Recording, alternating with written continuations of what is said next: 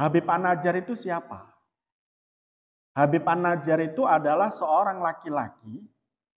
Menurut satu versi, beliau itu punya penyakit. Penyakitnya adalah penyakit kusta. Ada juga yang mengatakan bahwa beliau punya sakit buta. Tapi ada juga satu versi yang mengatakan bahwa beliau ini adalah seorang bapak yang anaknya punya sakit kusta dan buta. Penyakit dia atau penyakit anaknya ini, kan ada dua versi, itu disembuhkan oleh utusan daripada murid Nabi Isa. Nabi Isa mengutus seorang untuk berdakwah ke sebuah kota yang disebut dengan kota Antioquia. Nah, utusan ini diutus oleh Nabi Isa ke Antioquia sampai kemudian berdakwah di Antioquia, tapi tidak pernah digubris, tidak pernah dianggap oleh orang Antioquia. Bahkan mereka dianggap utusan Nabi Isa ini berdakwah karena ingin duit. Kemarin sudah disinggung kan? Terus kemudian disangkal kan oleh siapa? Habib An-Najjar, bahwa mereka itu datang ke Antioquia untuk dakwah, bukan untuk mencari uang. Hal itu kemudian diungkapkan oleh Habib An-Najjar untuk memperkuatnya bahwa dirinya sebagai orang pelosok dari pinggiran kota Antioquia itu merasakan sebuah manfaat atas kedatangan seorang utusan yang diutus oleh Nabi Isa kepada masyarakat Antioquia. Apa manfaat itu? Adalah sembuhnya beliau atau Habib An-Najjar dari kebutaan atau dari kusta. Nah, itu kemudian menyebabkan Habib An-Najjar menjadi yakin bahwa mereka itu datang betul-betul karena Allah, bukan datang karena hal yang lain, termasuk mencari pengaruh dari masyarakat Antioquia dan mencari uang dari masyarakat Antioquia. Nah, kemudian upaya-upaya Habib An-Najjar untuk kemudian memberitahu atau memberi nasihat kepada kaumnya mengalami penolakan-penolakan. Dia sudah katakan bahwa mereka datang tidaklah meminta imbalan kepada kamu. Mereka datang itu untuk menunjukkan kepada hal yang benar, agama yang benar, yakni agama ketauhidan, ya, menyembah Allah. Dan tadi disebutkan tidak ada alasan untuk mengatakan kita tidak beriman kepada Allah.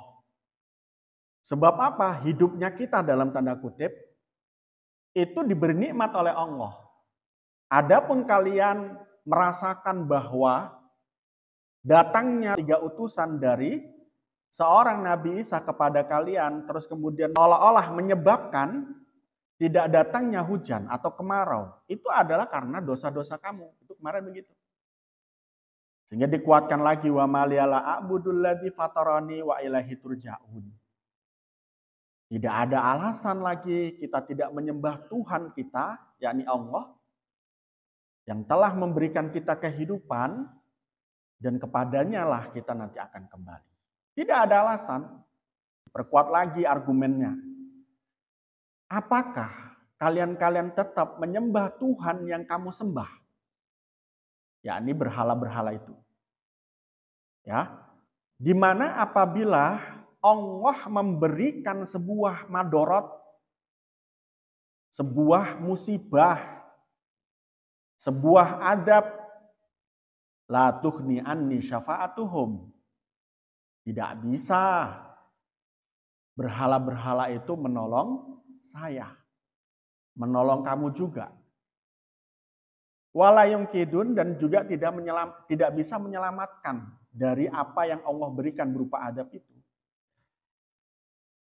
Jadi pertanyaan at-takhidu itu bukan karena sekali lagi menunjukkan bahwa Habib An-Najjar tidak tahu apakah mereka itu menyembah berhala atau tidak. Pastinya sudah tahu.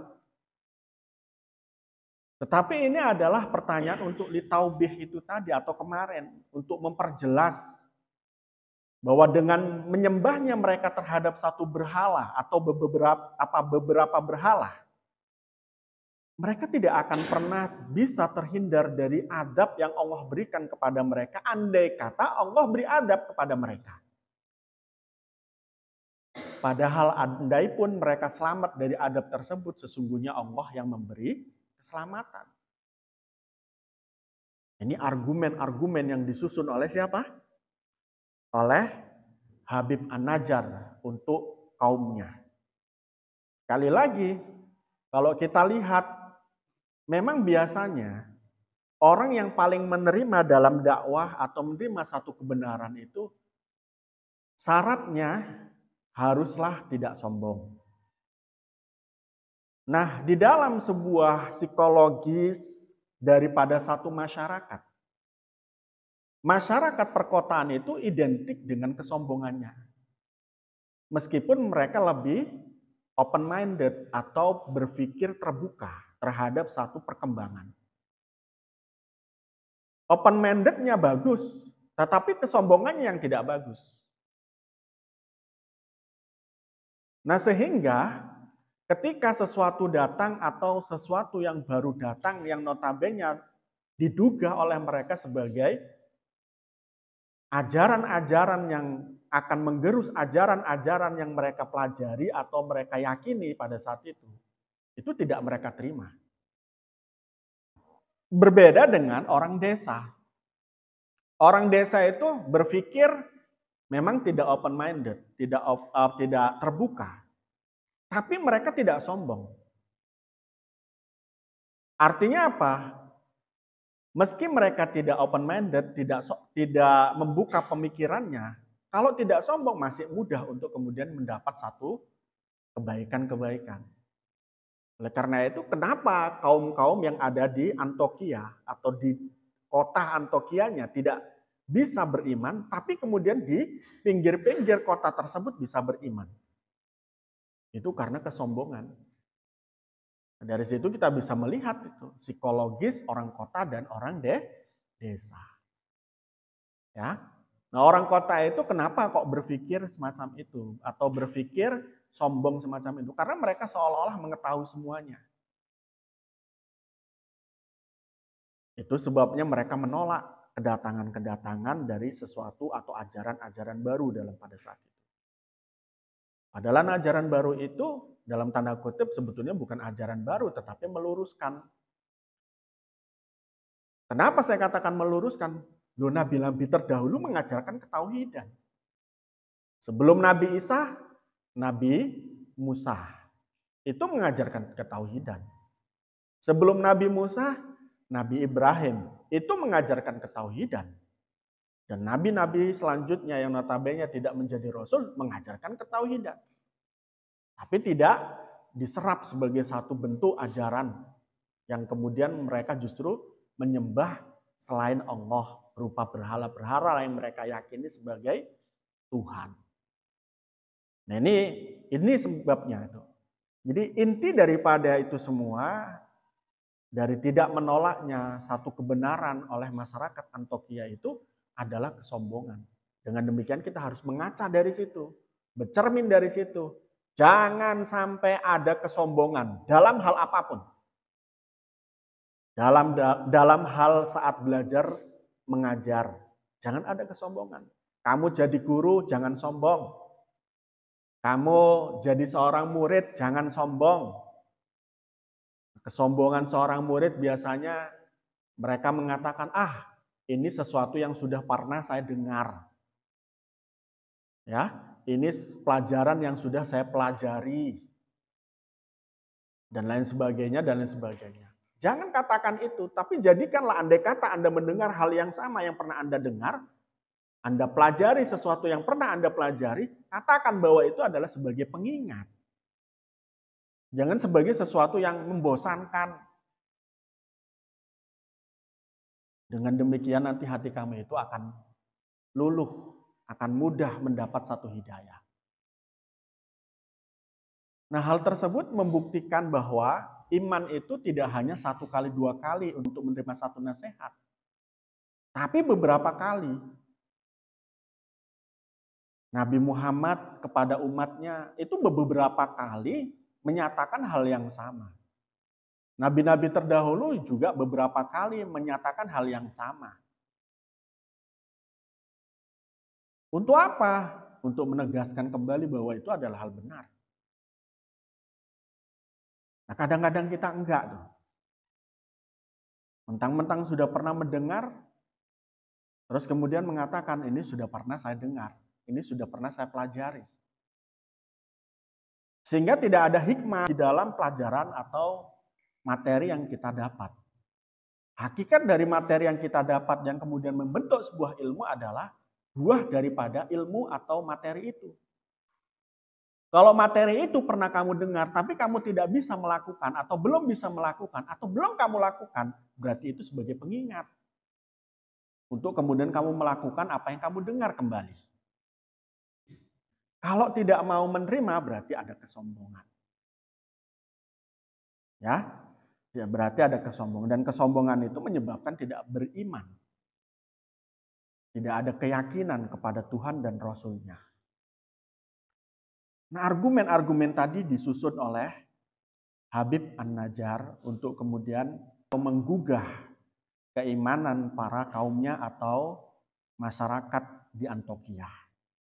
Ya, membuat argumentasi lagi, kalau Allah telah memberi kita satu kenikmatan, kalau Allah telah memberi kita satu keselamatan dan pertolongan, andai kata kita mengetahui itu dan kemudian kita tidak menyembahnya, berarti kita adalah termasuk orang-orang yang masuk dalam kesesatan yang nyata.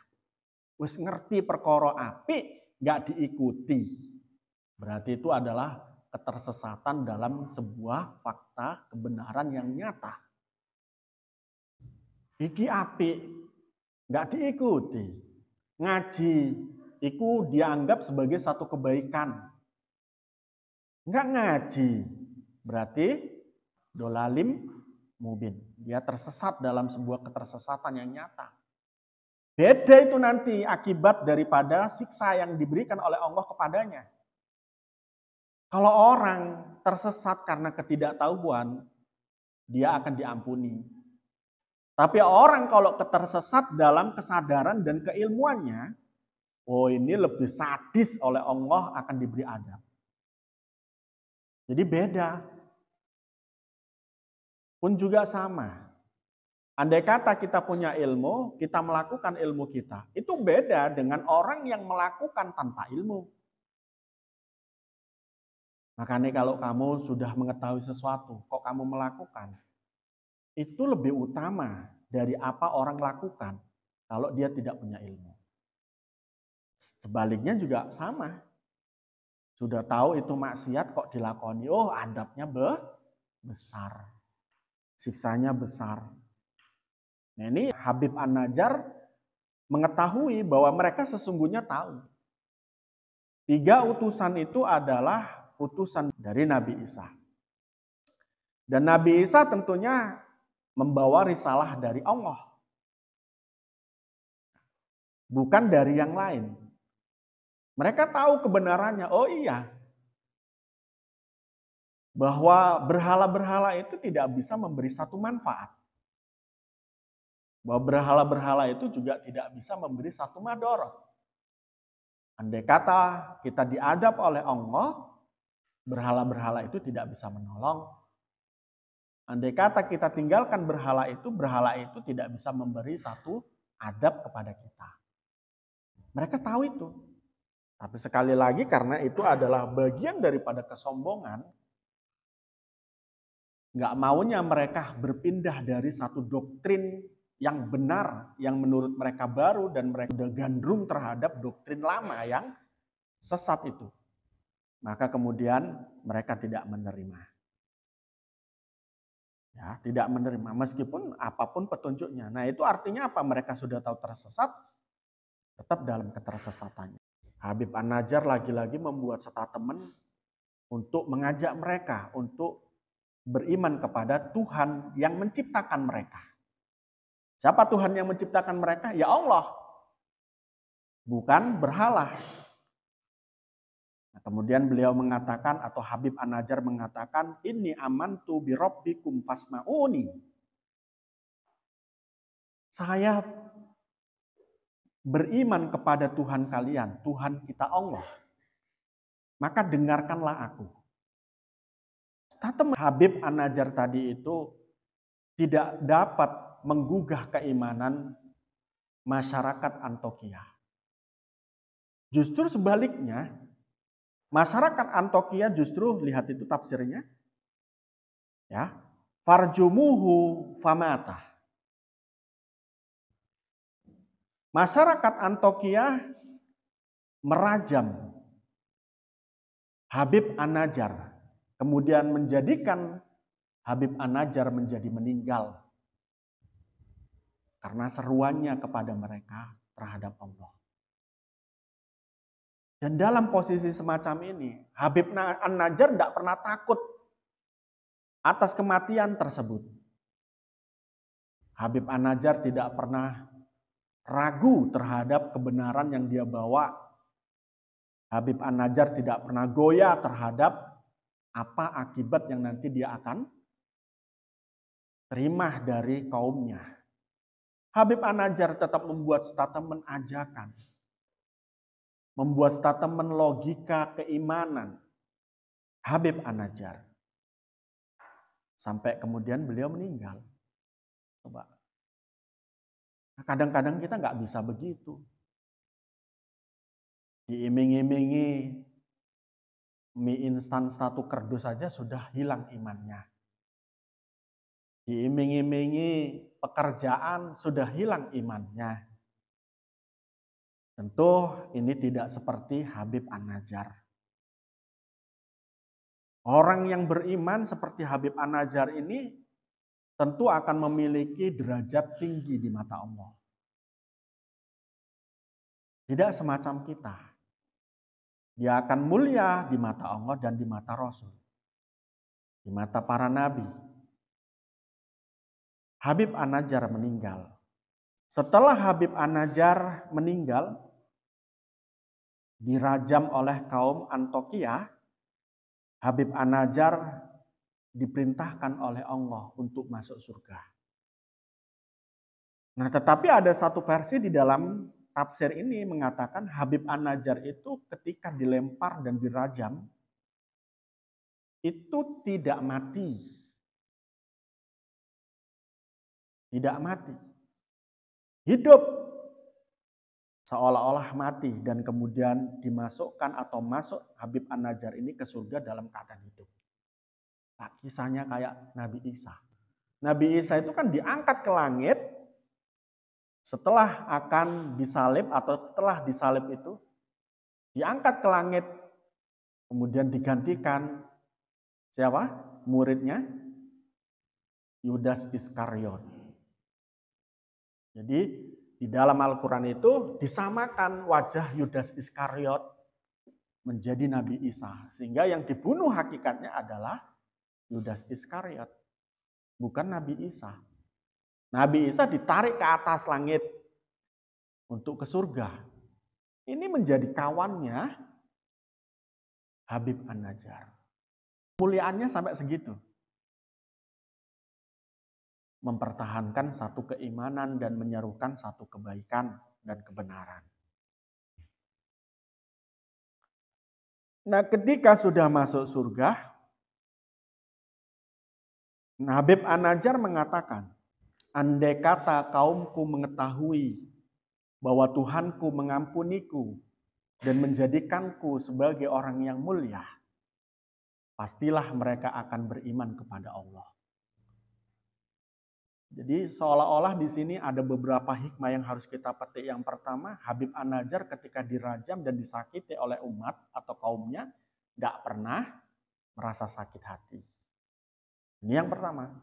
Ini adalah orang hebat, ciri orang hebat ini. Kok ada orang mengatakan orang mulia, terus kemudian nggak dimuliakan dalam tanda kutip, merasa kemudian dihinakan. Itu bukan orang mulia. Para nabi, para orang hebat itu, para rasul itu tidak begitu sikapnya. Karena kemuliaan itu datang dari Allah, bukan datang dari makhluk. Datangnya kemuliaan dari makhluk pasti akan fana, pasti akan sirna, pasti akan berubah. Datangnya kemuliaan dari Allah pasti akan kekal. Jadi nggak perlu mencari kemuliaan di mata orang. Nggak perlu menceritakan, menyebutkan siapa nasab kita, siapa kita. Biar orang yang menilai dari sikap kita dan juga kepintaran kita dalam keilmuan. Mengamalkannya kita terhadap ilmu-ilmu kita. Cukup itu aja. Yang menjadi barometer kita bisa menjadi seorang yang mulia. Tidak perlu membawa-bawa nasab. Karena banyak orang yang justru membawa nasab tidak sesuai dengan yang dinasabkan kepadanya. Akhlaknya melenceng. Akhlaknya tidak bagus. Tidak mencerminkan bahwa dia adalah anak atau keturunan daripada orang yang mulia. Ini nanti akan menyebabkan orang yang mulia itu terhinakan. Terhinakan. Kita saja sebagai orang muslim itu punya kewajiban untuk menjadikan diri kita itu menjadi cerminan Islam itu sendiri. Menjadi cerminan nilai-nilai Islam yang kita pelajari, yang kita hayati. Harusnya begitu. Jadi orang muslim kok tidak punya etika? Jadi orang muslim kok tidak punya nilai-nilai keislaman? Ini akan mencoreng Islam. Hal yang sama adalah seorang santri. Kalau kamu mengakui dirimu santri, tanamkan di dalam jiwamu, lakukan nilai-nilai yang kamu tanamkan di dalam jiwamu, yakni nilai-nilai kepesantranan itu. Jangan yang lain. Sehingga status santri itu akan menjadi mulia. Sekarang kan enggak tuh. Sing ngepang-ngepang, yo santri. Sing nyolongan, yo santri. Sehingga orang mau mondok itu juga khawatir. Nanti anakku juga semacam itu. Sehingga nggak mau mondok. Artinya apa? Ketika kita melakukan satu keburukan, dilihat oleh orang yang menyebabkan orang tersebut tidak melakukan satu kebaikan, maka itu kita telah mencontohkan satu keburukan. Yang sehingga kita mendapatkan satu dosa. Tapi sebaliknya, maka sebaliknya. Nah, Habib An-Najjar tidak diturunkan sebuah adab kecuali hanya satu adab. Apa itu? Teriakan satu kali sangat keras. Teriakannya siapa? Teriakan Jibril. Diteriakkan oleh malaikat Jibril dengan suara keras. Ya, faidahum ngokain dalam mengkono sohah. Umutawi kaum iku homidun. Piro-piro wong kang podo sirep, podo piro-piro wong kang menang. Mayituna, tapi menangnya bukan menang sembarang menang, mati kaku. Mendengar apa? Jeritan malaikat Jibril. Kok bisa jeritan suara keras itu mematikan? Loh, saya sudah pernah ngomong sama kamu bahwa panca indera kita ini memiliki kemampuan yang terbatas. Memiliki kemampuan yang terbatas. Nah, kebetulan pendengaran kita itu nyalur ke otak. Sehingga keterbatasan suara yang kemudian tidak bisa kita terima, itu menyebabkan kerusakan di dalam otak. Ya tentunya mati. Tentunya mati. Atau mungkin suara teriakan keras itu menyebabkan mereka kaget dan kemudian meninggal. Banyak faktornya.